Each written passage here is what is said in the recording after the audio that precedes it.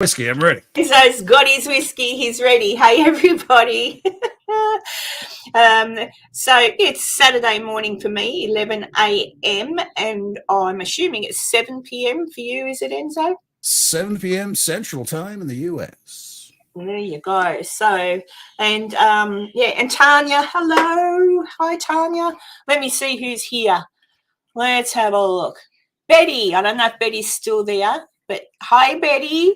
Buck naked. All right. Beautiful Nights told me about your channel. I will be here. Well, I'm happy you're here, and I hope you're not buck naked. Or then again, what you do in your own home is your own business, isn't it? Hey, Daniel, Bay Area Ghost, all that fluff and stuff. Hello, Fluffy. I'll be up to see you hopefully in March with Heather. Heather from Come Hither with Heather is organising a little get together of some little YouTubey people like myself and Fluffy and up to Fluff. Up to the Caribbean part of Australia. Fluffy, where is it you live again? Up near Cairns. Up near Cairns. Up near up there where it's tropical. Oh, no, puppy, no. Sorry, everybody. I brought that in because I thought he'd be quiet, and he's not going to be, is he? I'll get him in a minute. Let's see. Jennifer B, hello. Yeah, it never works. Mrs. Bubble Wrap, Michael's Adventures. Oh, just Jason Keto. I'm trying, Jason. I'm trying. I'm cutting the carbs. Let's see how I go. Tommy Rains, hello. Did I say hello to you, Michael's Adventures? Of course I did. So far, so good. I think I've said hello to everybody. If I've missed anybody, just wave at me. But I'm glad you could make it. Noosa, yeah, somewhere up there. Noosa, no, past Noosa.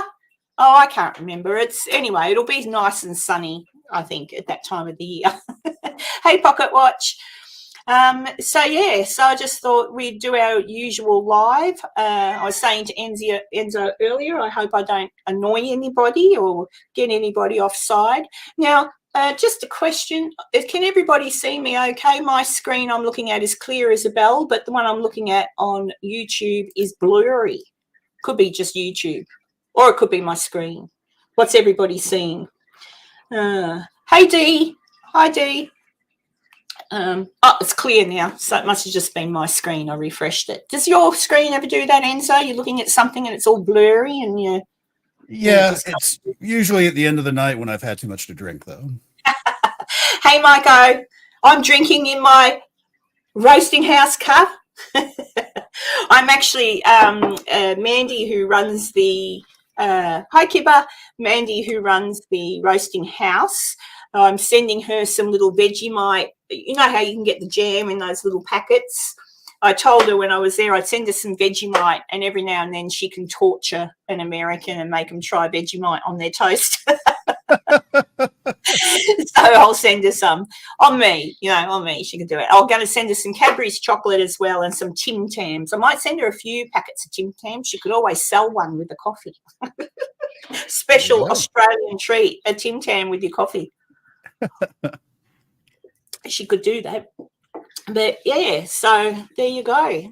And so nothing exciting this week. Nothing exciting in the news of the cosmos and the cosmos and the stars.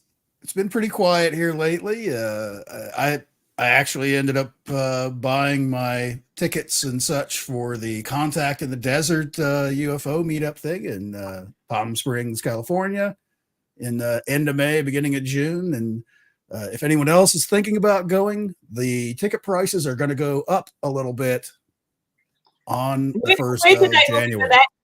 Where would they look for that, Enzo? The thing in the sky? Go to contactinthedesert.com is where you can find out more about that, and you can get your tickets and reserve your rooms and blah, blah, blah. But the state they're in right now, they're in the super early bird price phase. So this is as low as they get right now. So if you're considered about thinking about going.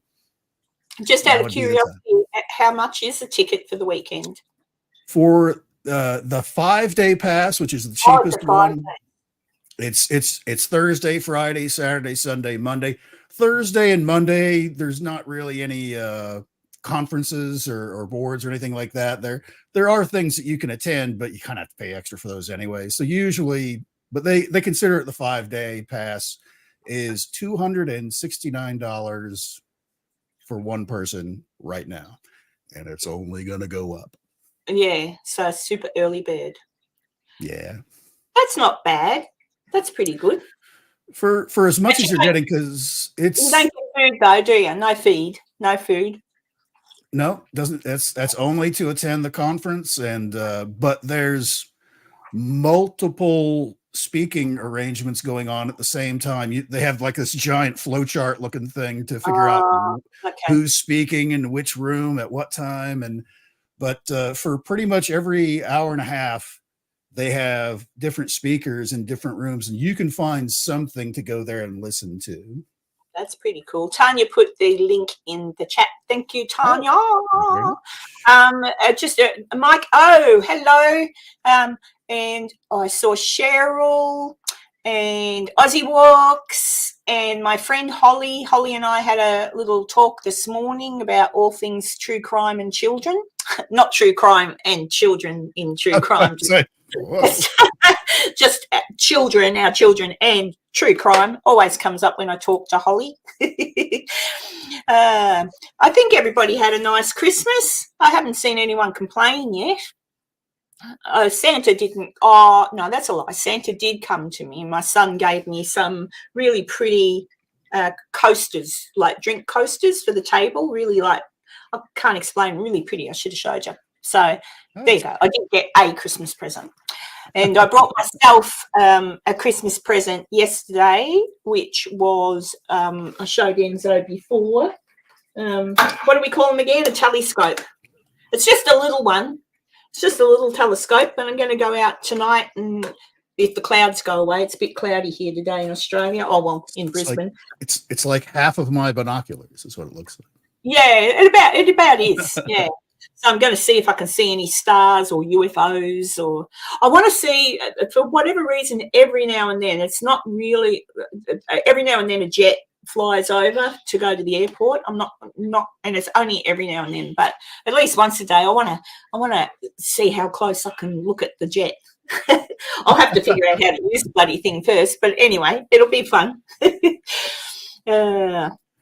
So anyone else I've missed? I don't think so. I think everyone's okay. Oh, Steph. Hello, Steph. Steph says hello, Enzo. Hello. Hello. So, yes, I'm working on a video, guys. It should be out. If I finish it off tonight, what's today? It's Friday for you, isn't it? I might pop it out on maybe Sunday night. Sunday night. Or Sunday, maybe, I don't know, Sunday my time. So tomorrow my time, Saturday night your time. I don't know. Or maybe Sunday night. I don't know. I'm just thinking out loud. 48 hours from now. Yeah, whatever. I'll put it out. If you can't watch it when it premieres, don't worry. Just rewatch it later. I'm doing my Washo Club. So I've gone through the footage and I've put together a little episode, but you know me, I did further research on the Washo Club, and so I know a hell of a lot more about the place now. So I put that in the beginning, so you get like a little history lesson of the Washo, and it's not what we've been told, or not what you normally hear. So it's quite different. And even I dug up some other information, which on a previous video that don't you do it. On a previous video that I made on and included a little snippet about the Washo, I was under the impression that when the original Washo Club burnt down in the Great Fire, that they rebuilt in C Street. It's technically correct, but incorrect. They didn't rebuild. There was already a building there, which they decided to rent the second level of and fit out. So kind of rebuilt their club in a way, in a fashion. But yeah, so it's pretty cool. There was doctors' offices and all that, and I hate to disappoint, never any prostitutes isn't it terrible that the stories of the prostitutes in the Washoe are all BS? But I expected that anyway. I expected that wouldn't be quite true. I even found out where some stories came from, and it ended up being the a couple that True Hill was their name. They purchased the building. Excuse me. They purchased the building in the 90s, early 90s, and realised that they didn't quite have enough money to do different things to it. So they sold some stories, let me put it that way, put stories in the local newspaper about hauntings and such, and that's when people started to sort of go through and have a look. But there's a famous story about someone called Lena, a lady who was supposedly hurt in the Washoe, etc., by a nasty man. Fake news. So it's all good. Yeah, so it's interesting because that was actually written, that story was written by the lady who purchased the building.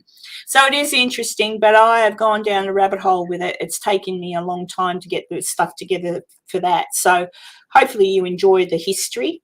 And the history itself, like they have people, I've got the names of 3 gentlemen who passed away in the building and who they are and where they're buried and all that sort of thing. So there were deaths in there. So I've put in the true stuff. But let's see. A meteorite shower. Where's a meteorite shower? Oh, yes, a mini telescope. There's we have the space station. Yeah, you can get a couple different apps that I use. I know for looking at different stars and see if that's a star or a planet. I have another app that specifically is for man-made stuff like satellites, the International Space Station, the Chinese Space Station, stuff like that. Yeah, you can certainly see those when they go over, like about an hour and a half to 2 hours after sunset or before sunrise. Well, basically they're circling over, it's dark where you are on Earth, but they're still up here with the lights hitting it, so they like look really bright. But seeing some of those satellite trains go by and stuff like that, it's pretty wild. And I can understand if somebody sees it and doesn't know what that is, think it's like, it's a UFO invasion. Starship Enterprise. I still don't understand why they can't do that out in space. Like, just send up a few rockets with all the supplies to build something and then just get out there and put it together. I mean, what could be so difficult? It's extremely expensive for like every gram that you want to send into orbit is it costs a lot, like tens of thousands of dollars per gram to launch anything. Elon will do it. I'll write him a letter. I'll write him a letter. Hey, Julia. Hello. What's going to say? Yeah, Cheryl. What you said. There are a lot of BS stories out there, which is a pain in the bottom. RPI Paranormal. Hello. Yeah.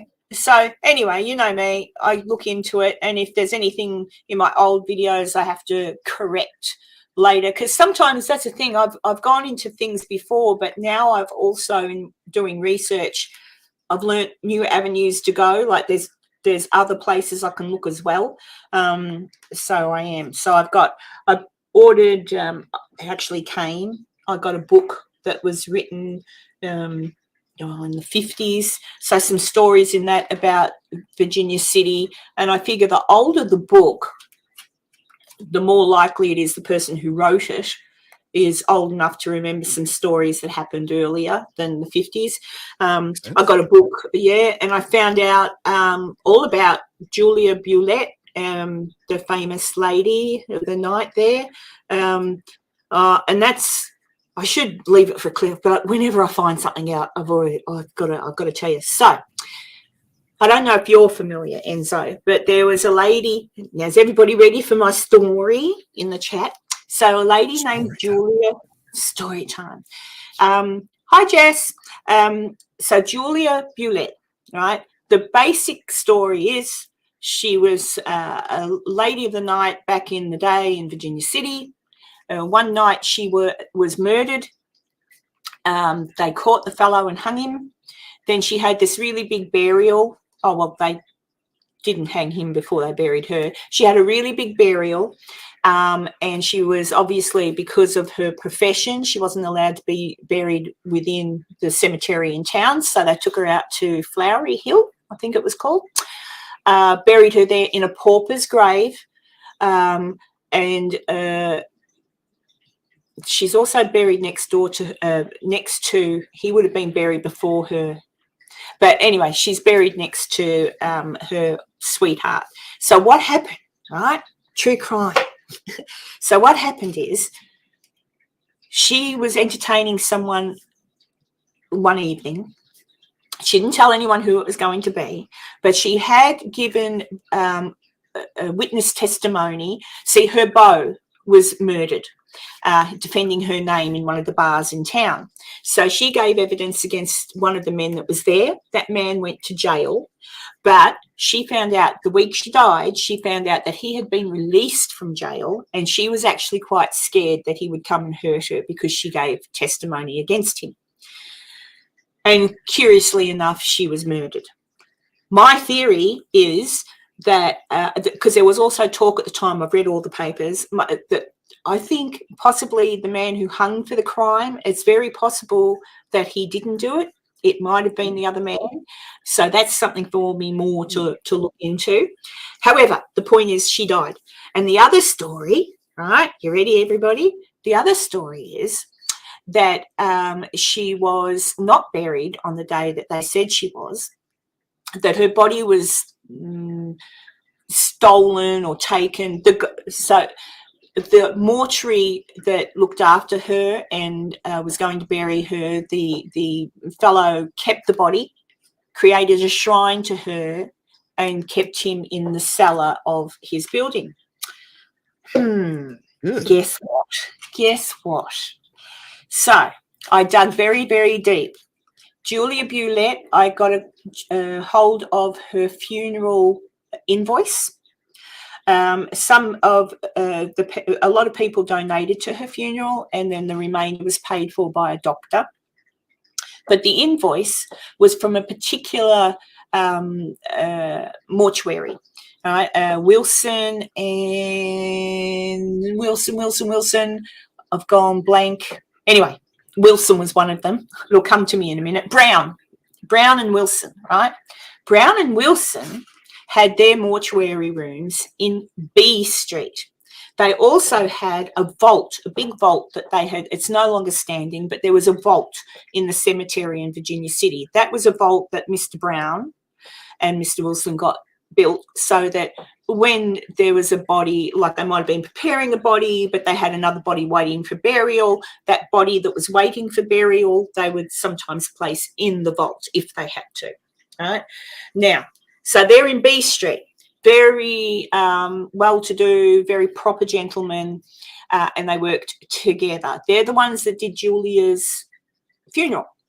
And it was a big funeral. And on the day of her funeral, there were hundreds of people there, the fire brigade, like it was huge. And they all, God knows how they did it because it was a big walk, all walked from Virginia City with her casket, etc., up to where she was buried in Flowery Hill. The problem with the story about her being kept by the fellow and, you know, whatever, in the bottom of the cigar bar. So the cigar bar is now that's in C Street. So remembering the mortuary that handled the funeral, Brown and Wilson, was in B Street. There was another mortuary in C Street where the cigar bar now stands. And he was a very well-to-do gentleman as well. He also had a mortuary down in Carson City. So he had two, something Meyer, and I can't remember the last name because I'm going off the top of my memory here. But anyway, so he had a mortuary there as well in B Street, which is now the cigar bar. So it is true that that was once a mortuary. But what cannot be true is that he had Julia Bulett in the bottom of the cigar bar and whatever to her, the shrine to her, because he never had anything to do with her funeral. It just is an untrue story. And that particular story I'm still digging into to find out where it came from. But both Janice has been helping me too. We're both thinking it's come from the same source, which was a story that was written in the 1980s. And it's just gone from there. So there you go. If anybody, just saying. So Julia Bulett was never kept in the cigar bar, never went anywhere near it except for maybe when she was alive. I don't know, but then I doubt it because it was a funeral home when she was alive. And it was only just built too, because it was built in 1876, the building. So, yeah, it's just an untrue story. So she was actually looked after quite well by Brown and Wilson and B Street mortuary, and I think therefore she is buried exactly where they say she is, up on Flowery Hill. They did say though that because it was a pauper's grave, she only had like a wooden marker, and she was buried next to, his name was Thomas, I can't remember his last name now, but it was her beau, like he was her true love. She actually went into mourning for him and wore black a lot. But anyway, that's another story. But I'm doing a big video on it. But I just thought for the people that bothered to tune in today, I'd let you know that the story of Julia Bulett being kept in the cigar bar basement is untrue.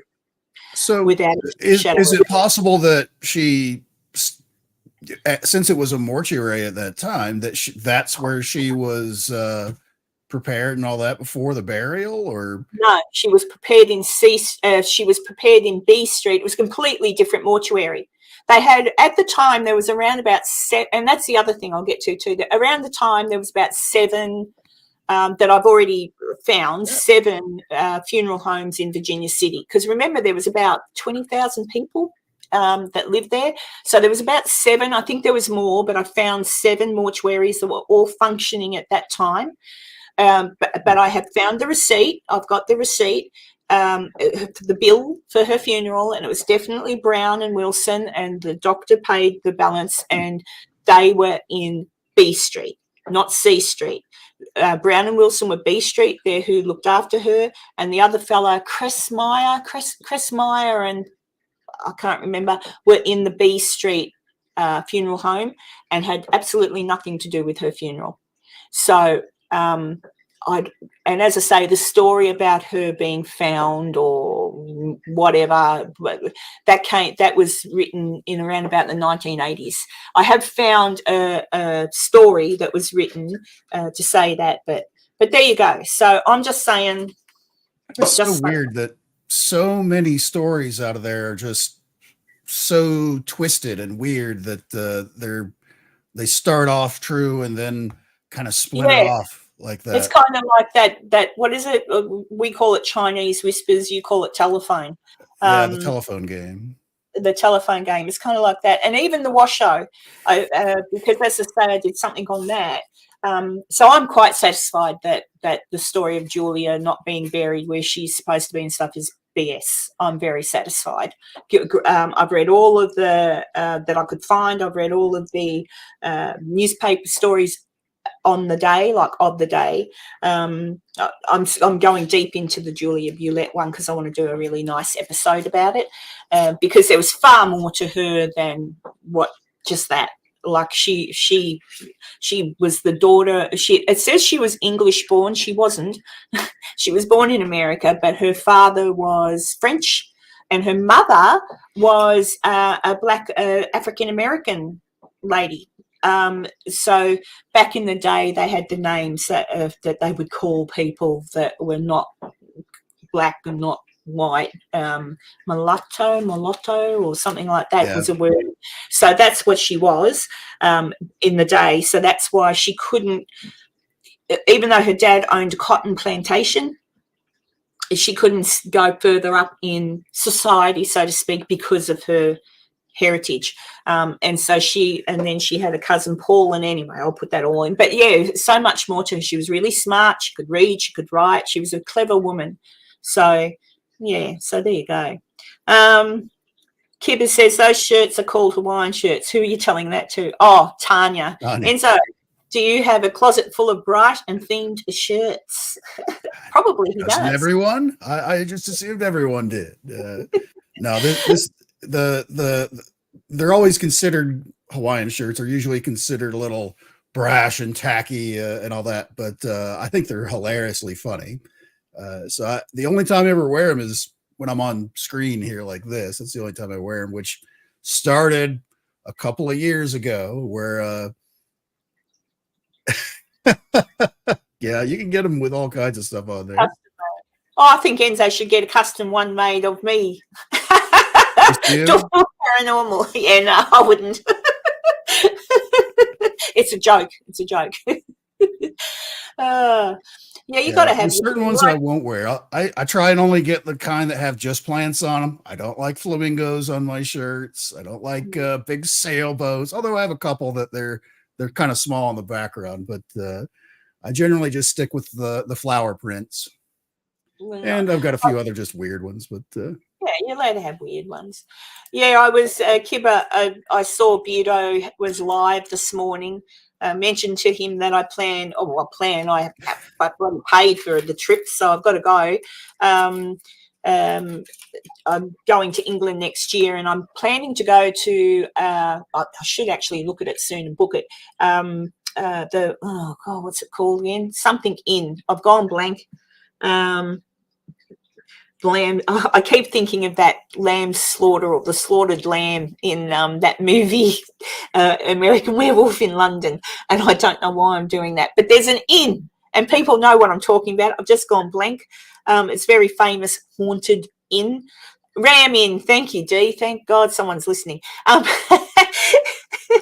Yeah, the Ram Inn, ancient Ram Inn. That's it. I think it was built back in like the 1500s. It's really, really old. So I'm going to book a night. I'm pretty sure you can stay there the night, as in like sleep there. I don't think I'll sleep in any of the beds upstairs. I think I'll happily sleep on the couch downstairs. But apparently, very, very haunted. So I happened to mention that, and Beardo said that I should let him know because he'll come there with me and like bring his wife and we'll have a bit of an investigation of the Ram Inn. So that could be fun. And where is that exactly? Somewhere near Stonehenge, I think. It's up there in England somewhere. I don't know, but there you go. That's where I'll be going. Well, that's the plan. I've got yeah. Well, yeah. You know what I say, dude. The Bishop's room is here. I've seen, you know what? Now that you've told me not to stay in there, I will. Hi, Betty. Oh, yeah, Tanya's just put a link up. So if you're interested in having a look at where I want to go. Ram Inn sounds a little intrusive, to be honest. Well, apparently there's a succubus and an incubus. Yep. And I don't know which is. I think a succubus must be the one. Succubus is the woman that attracts men. The incubus is the man attracting women. Right. So hopefully I get lucky. That's a joke, people. That's a joke. But yeah. So. All right, time for me to jump out. Take care, Karen and all. Oh, okay. Go have fun. Go to bed or go out. I'm not sure what time it is, but thanks for dropping by. I hope you heard my story about Julia Pulette. I don't know if anyone's really listening. I reckon you all just sit here and just let it play and don't pay attention to one single word. You're the background noise while everyone's themselves in the chat. I sometimes do that. I'll play a live when I'm editing. I unless I have to listen. If I'm making my little pictures, my little animations, I'll have someone's live running in the background and I'm just listening. And sometimes I'm not listening properly. So there you go. Yeah, so that's what I'll be there. I hope you're okay there, Betty Gathers. Hello, my darling. Nice to see you pop in and say hello. Thank you. No, I'm not going until September, Kibba. And he may well, I did ask him today when he was going to be in America, because he may well be in America in July. But I think they're going to the the Conjuring House, the one with the demons. I think they're going to that in April. I'm not sure, but anyway, whenever. But yeah, I think it's funny, isn't it? That's one place I couldn't be bothered going to, the Conjuring House. Why is that? I just reckon it's a load of codswobble. I could be wrong. I could be wrong. I just sort of think so many, again, another place where like a family live there for an awfully long time and nothing ever happened to them. And they ended up selling because those movies came out and they kept getting annoyed by people. So they sold the house. So I don't know, sort of like the Amityville horror one, I mean, it could be haunted, but everywhere could be haunted. You know me. I think so. Oh yeah.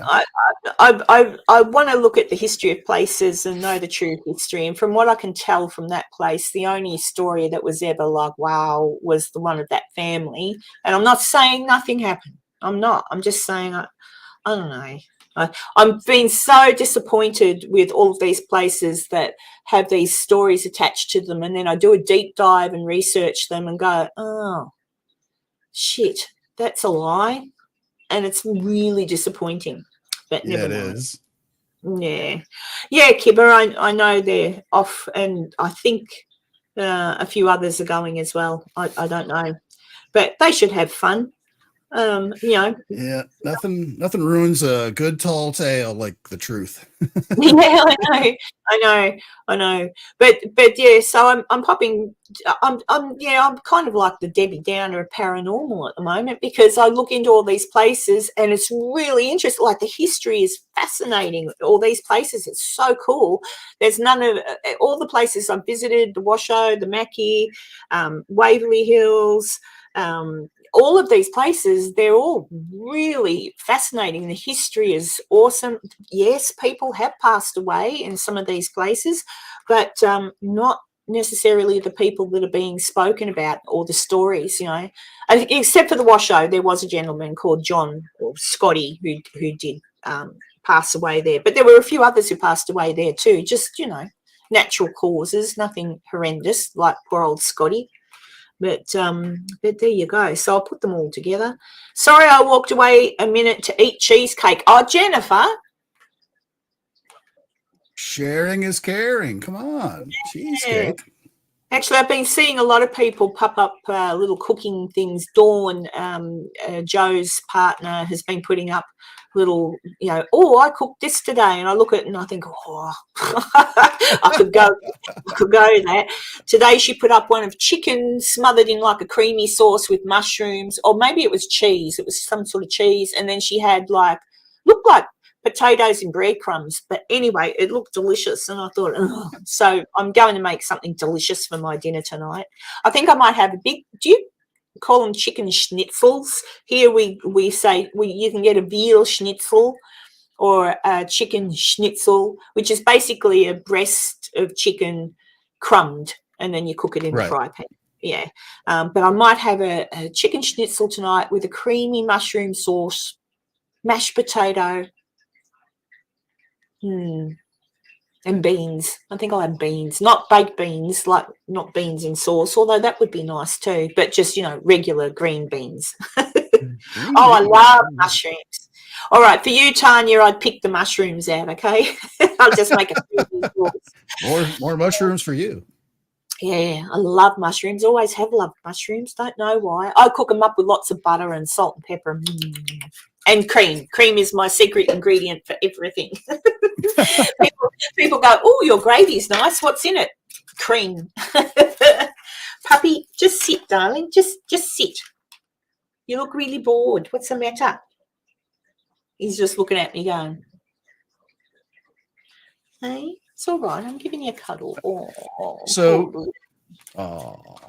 Yeah, he needs a cuddle. Just wants to bark and get his own points out there. Yeah, he does. Yeah, so yeah, so cooking like that, I assume you're not going to be like everyone else in the world after New Year's, like this is it. I'm going on a diet, and I'm gonna go to the gym, which lasts about 2 weeks. Listen, if I go the keto route, and I'm not sure if Jason from Just Keto is still in here, but if I go the keto route, butter, cream, like proper fresh cream, butter, cream, it's all part of keto. It Because is. so I can have that to the cows come home, and I've done it before and lost weight. I just go off track because somebody will go and get a pizza. One of the girls will order a pizza, or one of them will say, "Can you take me to the fish and chip shop? I really want this, that, and that." And I'll smell it, and I'm off the wagon because it's like, oh, I wouldn't mind a piece of fish, which is deep fried. Yeah, with batter dip and fried. Yeah. Yeah, so. Yeah, Dee, I used to do that when I was little too. Dee's just saying she used to go down to the paddock with we call, I don't know what you call fields. Is that what you call we call them paddocks? Yeah. So we go. I do the same. There used to be old farms out the back of where I lived as a kid, and we'd go and pick mushrooms. What's Jennifer? I used a jar of mushrooms with brown gravy to make mushroom and Swiss burger sauce. Ooh, that sounds interesting. Good stuff. Yes, Tanya, they are. And look, I've been sabotaged. Every now and then this week I've had an up and down week. So when I feel down, what's the best thing to make you feel better? Cheesecake. Sweets, yeah. Or cake, cheesecake or cake or sweets. So I actually went to the supermarket and purchased a big tub of ice cream, and I just sat there and ate ice cream. I felt better while I was eating it. Yeah, a bit like that. But then after I ate it, I thought, oh, I shouldn't have done that. So it's all right. I'll get back on the track. Well, there's keto type ice creams and stuff like that nowadays. There's the selection is much better than it was a couple of years back. But definitely. And as far as somebody having pizza at the office or something like that, if you slide all the toppings off onto a plate and just don't eat the crust, that's kind of keto. Well, I will have what they call a nude burger. So I'll make a hamburger, but without the bun, which is fine because it's actually quite nice because then you just got lettuce it's quite good. Actually, maybe I'll do that tonight. I don't know. I'll decide. My son's coming this afternoon. I've been babysitting his African grey bird, so he's coming to collect her. And so he'll stay the night, I'm assuming, and I'll cook him up a nice dinner. My girls always enjoy when he comes because I make a bread and butter pudding. So that's what I'll do as well. Oh, that's interesting, Cheryl. I wonder why. Because there's so far as keto is concerned, there's no sugar, there's no food in it that should upset the diabetes. That's interesting. Might be talking about because there are like keto snacks and keto made foods where they're replacing the sugar that you would normally have in it with something else. And some of those things that they use, a lot of the things they use for especially for like protein bars and stuff like that, to make it a little sweeter so it's more palatable, they use a sugar alcohol, which gets burned up immediately in your mouth. That's what gives it like this cool kind of minty kind of sensation in your mouth when you eat it. But some people just cannot digest. I know I can only take something with like less than like 10 grams of that in it. Anything more than that, I just feel like I swallowed an iron. Oh, yes, we do have peppermint ice cream in Australia, and it's one of my favourites. That and spearmint ice cream too. I don't know. When I do keto, I don't have. When I do keto, it's keto. I don't have anything store bought like snacks snack bars or anything. I just that's still a better way to go. If you do have like that sweet tooth, they do make certain things like there's like these little like peanut butter cups that it's not exactly chocolate, whatever the chocolatey stuff is. Peanut butter's kind of okay for depending on what all's in it for keto, a little bit, not a lot. But just having like a couple of those, after a meal or something like that, when you normally would want something sweet a little bit, it kind of gets you past that. We don't Okay. The funny thing I find is once I'm into the keto, like after about 2 weeks of being vigilant, I don't want anything sugary. I have no desire. I don't want anything sugary. I feel quite good. So I really should pull my finger out and do it again and just stick to it. And when I come to America, not if, when, so long as I save the money, otherwise I'm stuffed. But when I do come to America, I'll just be really good and not eat all the yummy stuff I usually You have to be vigilant, and if you do go off track a little bit, you got to make up for it. You know, you maybe Yep. not have. And I'll just have to tell my friends, Connie, no to lunch, no to breakfast, we'll just have dinner. And then go to my favourite restaurant, which is the Cider Factory, and just get Dustin and Judy to cook me a lovely steak with some vegetables. And, but their desserts are so good. But I won't. I'll just have their soup and the main meal. Their soups are beautiful there. Oh, my God. I miss Virginia City so much. You miss the food from Virginia I miss City. the food. Yeah, I miss the food. I actually ordered a coffee and a scone this morning. I sent a message to Mandy, the owner of the roasting house, and said, "I want a mocha coffee with cream on top and a fresh scone, please." And she answered me back, and she said, "I can send a scone, but she said I can't send a coffee." But there you go. Oh, yeah, I don't have any keto snacks at all because I don't. All those ones you buy in the shop, Cheryl, they're disgusting. They're disgusting. That's what. Yeah. Yeah. No, I just, if I do have anything sweet at all, it will be a yogurt. Like, because actually the funny thing is when you go full keto and there's no sugar, like the only sugars are from the fruit or whatever, like proper, Right. when you have a yogurt, it's really quite nice. And That's true. yeah. And they But so here in the States they have like yogurt pops where they're like a little popsicle, but it's just frozen yogurt. So you can eat it like a popsicle thing. Some of those are very nice. I like those in the summertime. oh God, what are you two talking about? So you think Night Walk is a girl, Tanya? I assume you prefer girls, Daniel, but I could be wrong. Oh, goodness me. Hi, Karen. Oh, hey, Fairy Dragon. Thanks for listening in. Yeah, I eat too many carbs too, the bad kind, so I've got to stop. Yeah, oh yeah. That's my biggest Achilles heel for eating is I'm a snacker. If I go down like the chips aisle, the crisps aisle, and I see like a new flavor of potato chip, oh, I gotta try it. And I grab the bag, and it's like, well, if I'm having this, I might as well maybe try some of these too. If I'm gonna go off big, and then it just avalanches into this ridiculous cycle.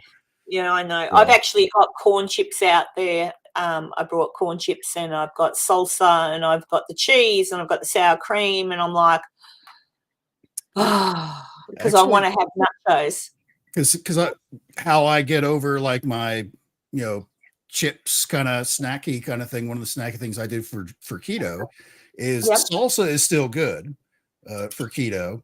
Again, depending on what you put in it, but for your generic kind of salsa is very good. But it's what you use to scoop it is usually the bad part. I use, when I'm doing keto, I use plain, non-salted flavored pork rinds. Ooh. It's got the same crunch. It's got a little flavor of, the pork rind itself too to go along with it. So you're getting the crunch, you're getting the big scoop of salsa too. I like that a lot. I might try that. Kibba just finished a bag of Doritos popcorn. The Doritos popcorn. Yeah, they make a couple different flavors. I've seen them out there. Betty Gathers says hello. You've met Betty. You've spoken to Betty on a live. I'm sure you have. Tanya, I buy the little ones and I eat all the small bags at once. Tanya was just saying she doesn't buy a bag of big chips because she'll just eat the whole bag, and Betty's saying she buys all the little ones but she eats them all. See, it does. You can't win either way, can you? Yeah. Hey, Michael, did the mug with the Bigfoot arrive yet from the red bubble? I wonder. What do you think of it? Let me see. Yeah, recently I became allergic to tomatoes. Crikey, that's no good. I love tomatoes. Yeah, that would. I like them That'd be fresh bad. when I grow them and I go outside and pick the tomatoes. They're sweet and they pop in your mouth. I get I grow the little cherry tomatoes. I was so about to like, ask if you do a garden, you could grow all the stuff to make your own salsa. You could grow oh, your own peppers and all that. Oh, good. It came. Mike says he loves it. Yeah. I thought that was cute. Bigfoot and me having a cup of coffee. Mike got one of my little doof mugs. Isn't he cute? Thank you, Mike.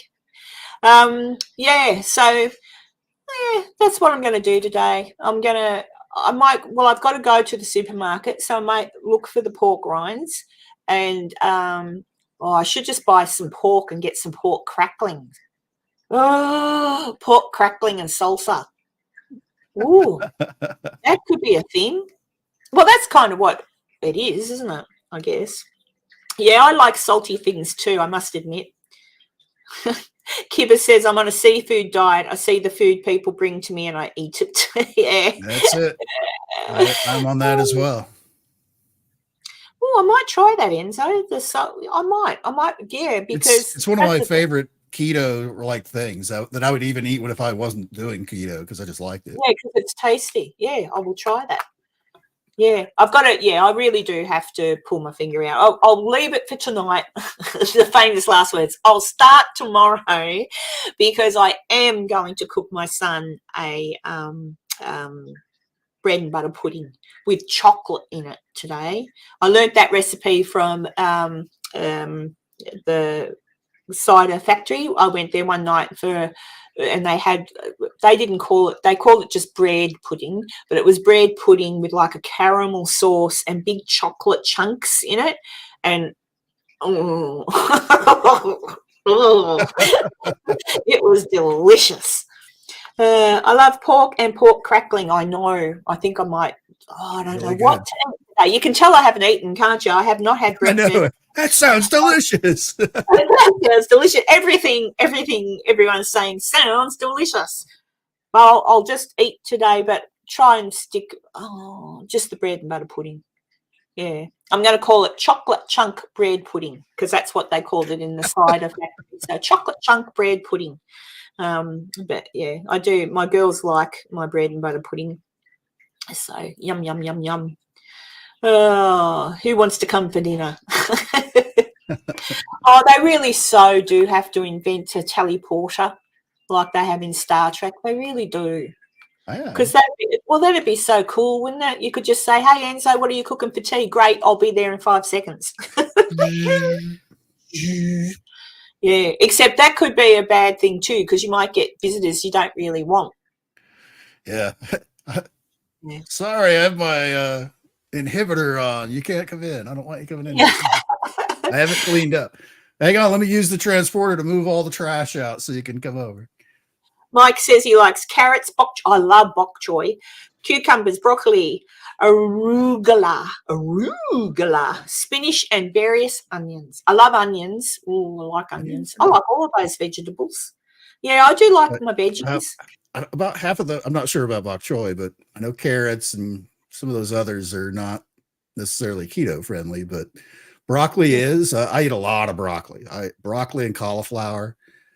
Broccoli, cauliflower, meat, and cheese. That's kind of my standard keto diet. Yeah, I think bok choy's okay. Bok choy, well, I don't know how Mike eats it, but I chop it and I'll have it in a stir fry with my other vegetables. Arugula. It's a vegetable that I don't eat. Explain it. Arugula. I don't know. I'll get a picture. Arugula. Arugula. Ooh. I'm not a big fan of them myself. They always remind me of like the leafy part of like a big dandelion is what they always remind me of. That's why I find that's the only vegetable that I'm not too keen on, but They do have a specific flavor. Did it come up? Because it doesn't show that it's Yes, come we up. can see it. Yeah, So that's what we're like. Yeah, I'm not keen on it. I find it a little bit too. I don't know, like I'm eating leaves, but not crunchy leaves. Like it's But did you see it, Tanya? You see it sometimes when you go in the supermarket in like a mixed leafy green bag.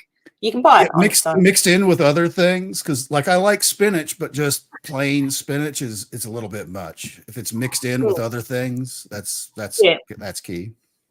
I usually just stir fry my veggies up and grab a handful of baby spinach, and I like baby spinach, so I'll just But when I was a little girl, my mum used to prepare spinach, and she'd chop it all up, slice it all up, and I hated it. It was like eating slop.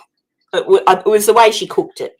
But again, we're going back to the 60s/70s, so it was different. You boiled a vegetable to within an inch of its life. There's like no nutrition left in it. No, you just boiled it and everything would be soggy carrots, soggy just everything. Mush. Yeah. At least we've learned how to cook. That's what I said, Kiver. It looks like dandelion leaves. Yeah. One of the things that I've done before too is because I go to Sam's Club and Costco a lot. I like buying my food in bulk, mostly because I like to eat in bulk, but they sell these giant bags of broccoli, little broccolettes. What do they call those? The little tiny ones that are already fixed up and everything. In a big giant bag, and I'll get that, and I'll use that as a snack sometime. I have these little like sauce cups that hold only like a couple ounces, and I'll mix mayonnaise and sriracha together to make a spicy kind of tangy like dipping thing, and I'll just barely touch one of those in there and have that as a snack, like a handful of those. That sounds like a nice idea too. Yeah. Florets. That's what you call florets. That's the correct word. Thank you, Betty.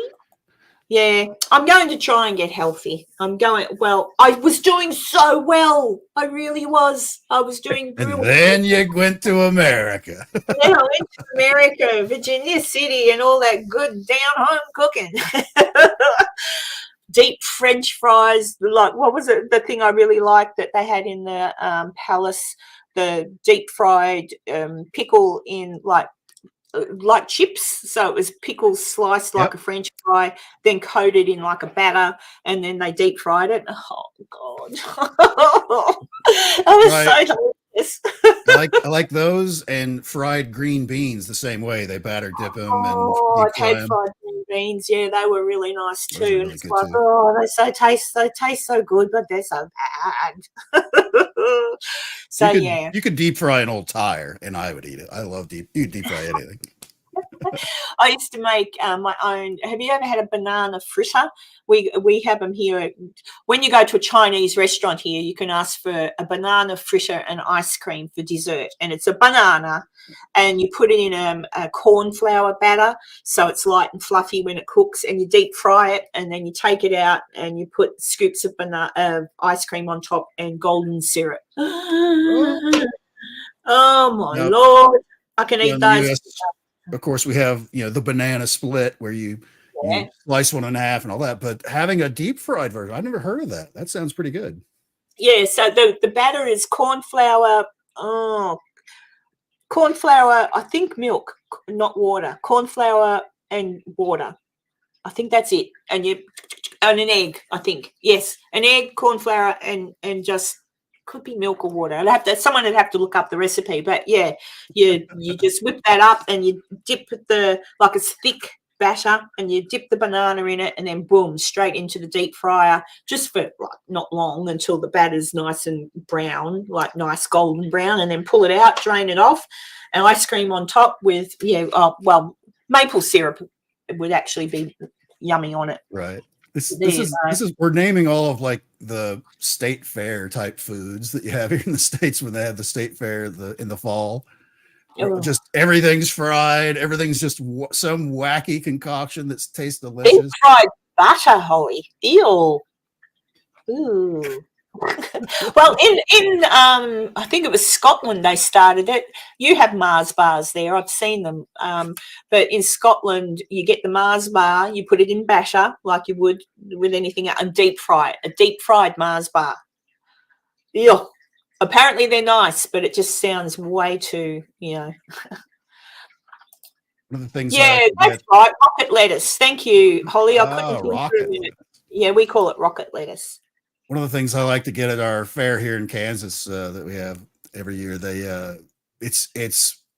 call it deep fried corn. It's not exactly what it is. Is you get like half of an ear corn, they put a stick in it, sort of like a corn dog or whatever, but they stick it in boiling butter until like the edges of it start to crisp up, and then they pull it out and put the smallest little napkin around the thing and hand it to you. But you know Flaming what? hot, but man, is it good.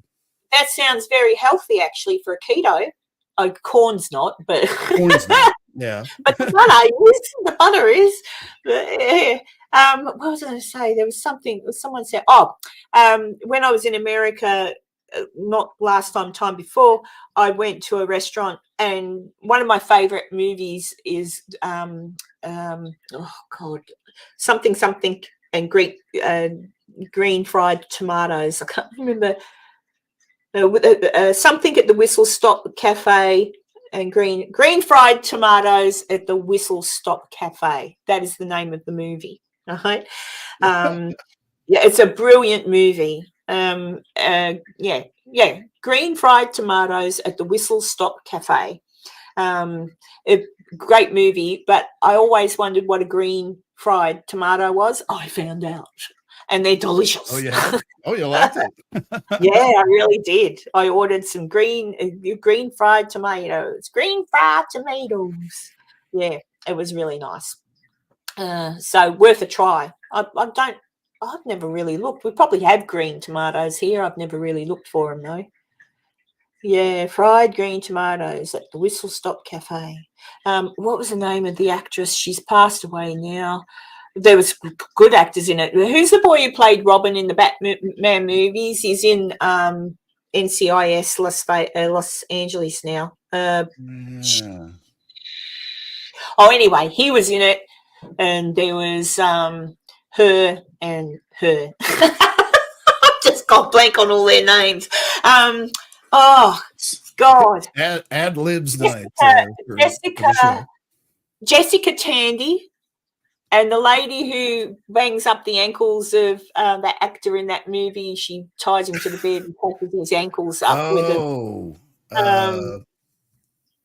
God, what's her name? Oh, but she's in it too. So Jessica Tandy, the lady that hurt somebody, and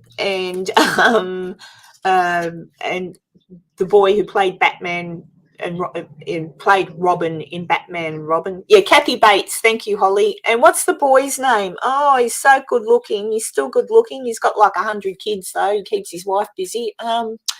Shit. Oh, anyway. But it's a really good movie. So if anybody wants to watch a real heartbreaking movie that is a happy sad, does that make sense? It's a happy sad. You do sook. You will watch it and you will go. Chris O'Donnell?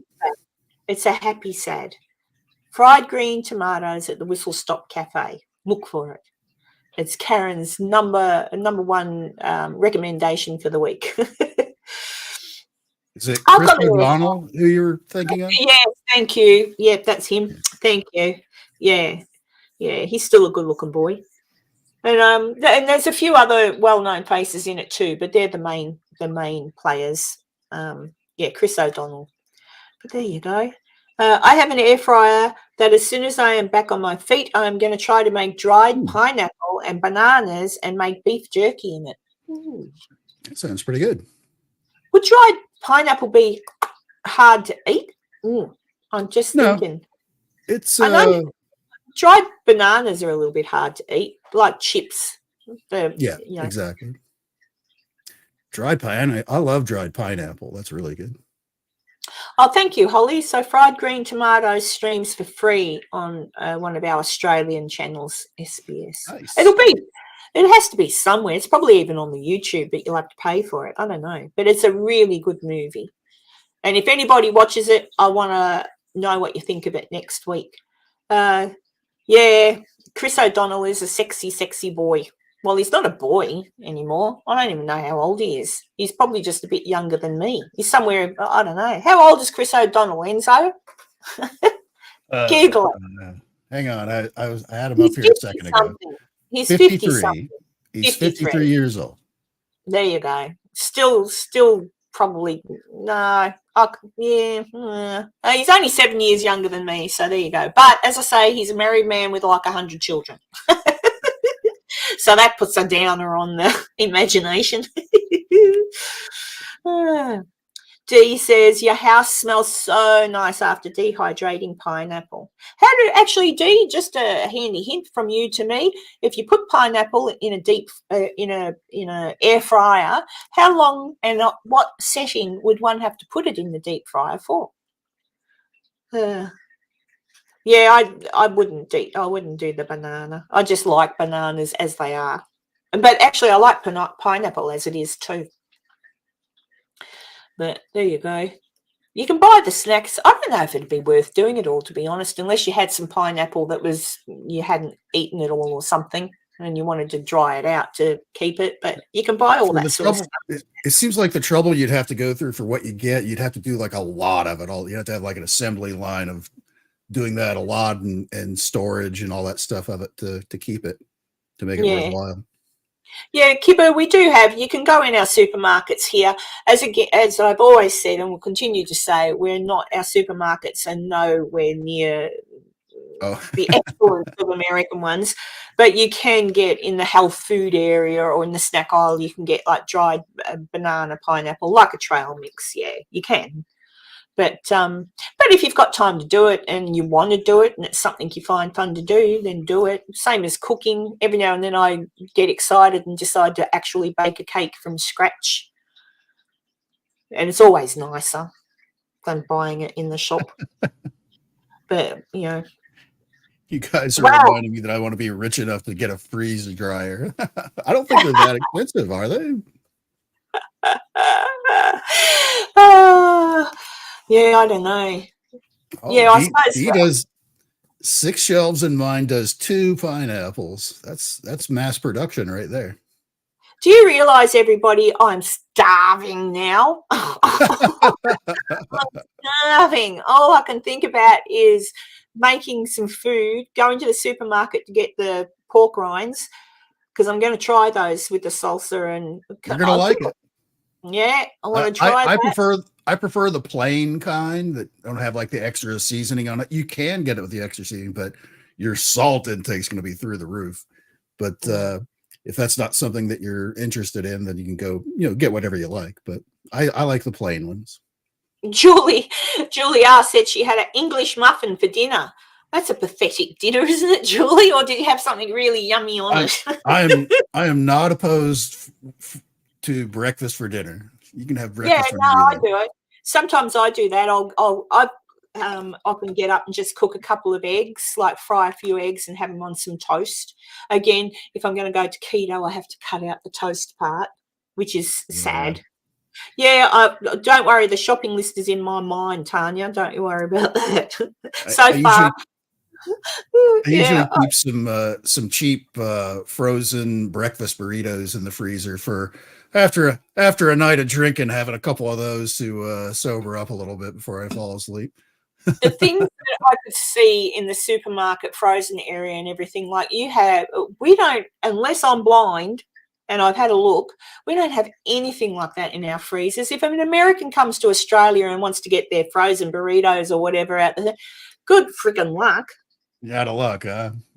Yeah, supermarkets suck. Bay Area Ghost Daniel says he just had breakfast for dinner, Enzo. So there you go. Yeah, sometimes, why not? You mix it up. You can have whatever. Sometimes I just want some cereal.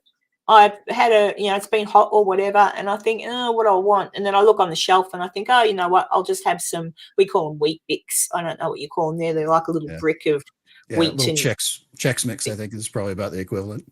Yeah, so sometimes I'll have a bowl of that. If I've got cornflakes, which is your thing with the tiger on it, Crisp. Frosted Flakes. Yeah, but without the frosting. That's just regular like cornflakes. cornflakes. Oh, hang on, you have cornflakes, yeah. Sometimes I like a bowl of cornflakes with lots of milk because I like how they crunch. See, I don't like milk. That's my problem. Oh, Now I love. I've had almond milk and I don't mind that, and it lasts my problem with like regular milk is I don't use that much of it unless I specifically have like a bowl of cereal, which I don't usually do. And it always goes bad before I can use it all. And you never think to check it first before pouring it into a bowl of cereal. You get that big first spoonful you're about to enjoy, and it's bad milk. Yeah. Oh, poor Enzo. Hey, Dee, I'm the same.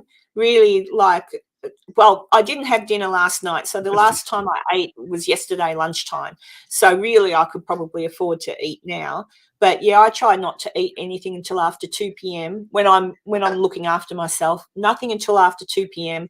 and it'll basically be my dinner. Like it'll be my dinner. You're doing intermittent fasting.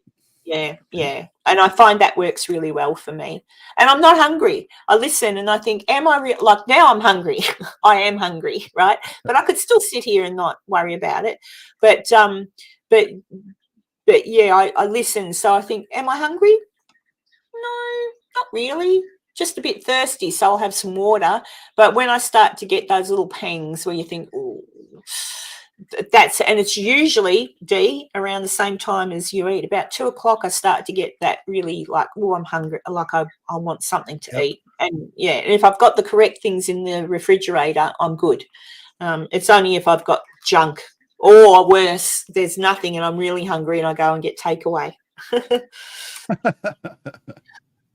Jennifer says for dinner, she made a chicken breast with Campbell's cheddar soup on each piece. Then underneath cooked it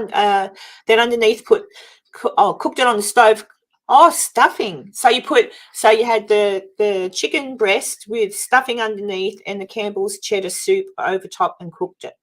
Ooh. In the oven. Ooh. That's fancy. We all put on weight if we eat, Daniel. That's it. I think I gained weight just reading that. Yeah, I think I put on about 10 kilos just reading all these ways things to eat. The Oompa Loompas roll me out of here at the end of the show. We've talked about food for ages. Food's a popular subject. I wonder how many people likes food. Everyone likes food. Well, I mean, we're coming up. It's topical because New Year's, everyone says they're going to start the new diet to make up for all the pigging out that they did over the holidays. Because I know I certainly have. I've been shoveling food in my mouth for the last couple of weeks, like I'm going to die or something. Oh well, but not yesterday. Yesterday I barely ate anything. And what did I eat? Oh, yesterday was when I ate the tub of ice cream. But the day before that, I was really bad. There were a packet of chips or crisps, whatever you want to call them, salt and vinegar chips. They were on the shelf, and I thought, I'll just have a little handful. And it was a big packet. It was a big packet of chips. And I thought, I'll just take a little handful out and pop it in a bowl. I ended up almost eating the whole packet. Yep. And then because it was so salty with salt and vinegar, I ended up drinking a can of Coca-Cola. Coca-Cola, that nice, refreshing drink. Actually, you're just drinking regular Coke? It's not diet or anything? Zero. Coke Zero sugar. Coke Zero? Yeah, so that's got the horrible sugar in it that'll send you crazy. Yeah, you don't want that either. I found because I haven't had like a regular. Well, that's not fair. Maybe once a month I'll have like a Monster energy drink if I know I'm going to be doing something and not have a chance to have like my morning coffee or something like that. It's pretty rare. Or if I know I have to be like awake all night on somebody's live stream or something in a different time zone. But I don't drink soda at all, even diet versions. They do have, at least here in the States, like kind of sort of flavored carbonated water. So, because every once in a while, you need something a little carbonated every once in a while. I just buy like the generic store version of like a lemon lime kind of a carbonated water. And that's my daughter's. I normally don't drink, I call it lolly water. I normally don't drink any sodas because of the high sugar content. And even when it says zero sugar, what they use to sweeten it is really bad for you. Yeah, So it's not good for you. It's so I try to, Cobalt, hello. So I try to avoid it, but sometimes if it's a really hot day or if there's a particular meal, sometimes a glass of something fizzy is nice. Normally I won't do that though. Normally it'll be just maybe like you say, some carbonated water with what we call cordial. I don't know what you call it. It's like I just drink regular water. That's what's in this. If you ever see me drinking out of this is just regular old water. And I drink probably 3 of these a day. Yeah, which is good. And that's the other thing too, when you find yourself getting good with your diet and kind of cutting out, because it's cutting out the sugars, which is really, really difficult. But once you do cut, and I've done it before, once you do cut them out, the weight starts coming off. You actually do develop a disliking for sugar, like I did, but it's not hard to break it. It's not hard to break that dislike for sugar, but you don't crave it, is what I mean. Like you don't crave the sugar. And so therefore anything sort of sweet, and that's when I drink mainly water, like water. I'll still have my coffee in the morning. I do like my coffee, but there you go. But, I looked at when the carnivore diet came along here a few years back. I was like, okay, well, what's that? Started doing research. It's basically nothing from plants, everything from animals. And I stopped reading when it said no coffee or tea. I was like, nope, sorry, bye, not going to do it. Yeah, I saw. Basically, the carnivore diet is for people who don't want to do the math for carbs for keto. If you don't like math to count your carbs, okay, just it's the same thing. Same idea anyways. And the other thing you find too, if you counting carbs is a nightmare. So you just gauge, you end up realizing, okay, I can eat all these things, all these vegetables, are no calorie worry. It's just the meat. If I eat the meat, I've just got to be a bit careful with how much. So you just learn your portions. That's really it. If you follow any of these diet, I mean, as long it still always boils down to calories in, calories out. It's just for a keto to get yourself in ketosis is kind of like cheat mode, where your body, you're training your body to specifically burn fat, including its own. So you can drop weight pretty quick on a keto style diet, basically just cutting out sugars, cutting out carbs. And for a lot of Americans, as you've seen in our grocery stores, there's carbs and everything, sugars, and aspartame is very bad.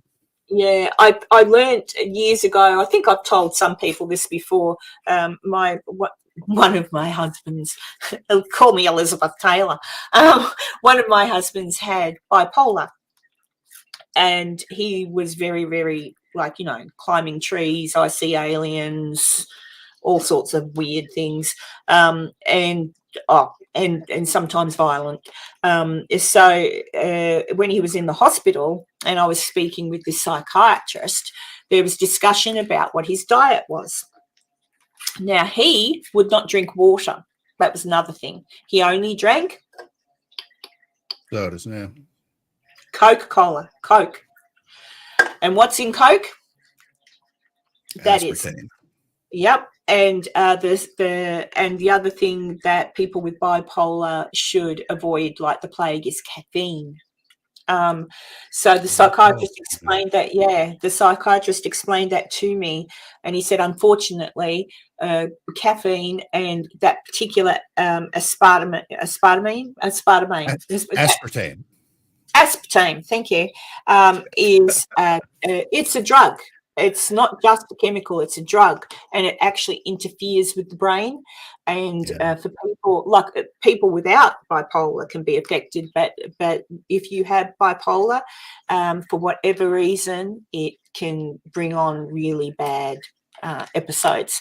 So that was one thing, that he was in there for 4 months before they'd release him, and while he was in there, he had to come off of this, and he had to come down, because that's all he drank. And for a little while there, he wasn't well. So it's very addictive too, the Coca-Cola. So just, it's just that in particular that can be avoided, because it does, and people with depression, it's not good for them either.